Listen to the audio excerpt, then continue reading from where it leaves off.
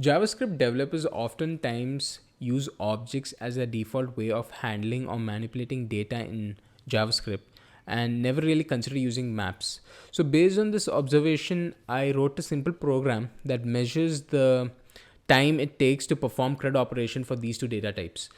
So in this video, I'll be sharing that result with all of you. Additionally, I'll also be sharing some certain key features of maps that might perhaps encourage you to use maps over objects in certain contexts.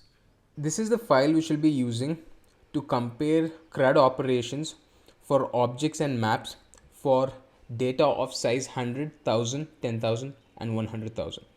This is quite a simple file where I'm using Node.js's performance class to measure the time it takes to execute those operations. So without further ado, let me execute this file. So here I'll execute it, called node benchmark.js, and you can see here for a data of size 100 the changes are very marginal, but as the size of the data increases, so let's say 100,000, those marginal changes compounds to be quite significant. So in here, if you see the delete operation it takes for objects, it's 41.1 milliseconds, whereas for maps it's just 13.8 seconds. For updating a single item for objects it takes about 0.02, and for maps it takes about 0.003. Now to consolidate that maps are perhaps a better alternative to objects in certain contexts, I've got another file here called maps.js that demonstrate to you certain features of it. In here I've got an object and a map. So this is the way you create a map in JavaScript. Basically it looks like an array of arrays. So we have an array, and inside that we have another array which will hold the key and the value. So let me first try to console log these two out. So first we have the object and then we have the maps. Perhaps I'll do this might be better. So now let me execute this file called node maps.js. The first difference you can see is that even though I've put 1 here, which is kind of like a number instead of something like a string, we objects inherently make it consider it as a string. So if I launch this again, whether I make it a string or a number, it's always basically stringified. Whereas for maps, if I say it's 1, a number type, it takes in a number. It could also have an object as a key. It could also have a function as a key. So this is one of the key differences of objects and maps. The next neat little feature that maps have is the fact that it has an inbuilt function called size to calculate the size of the data.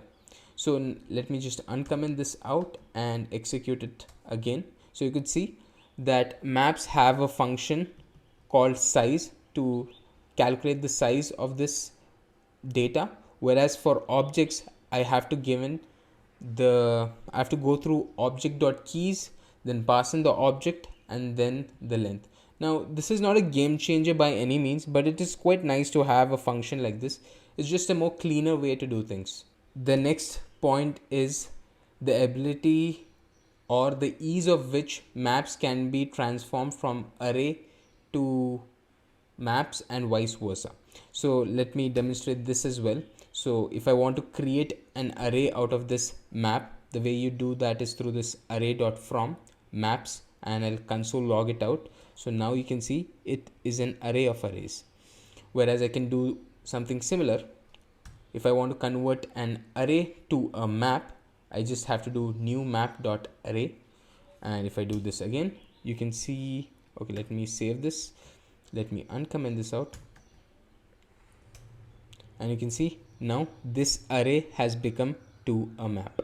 Now if I wanted to combine an array and a map, I could do that like so. So if I want to combine those two data structures, so this array, let me comment this out.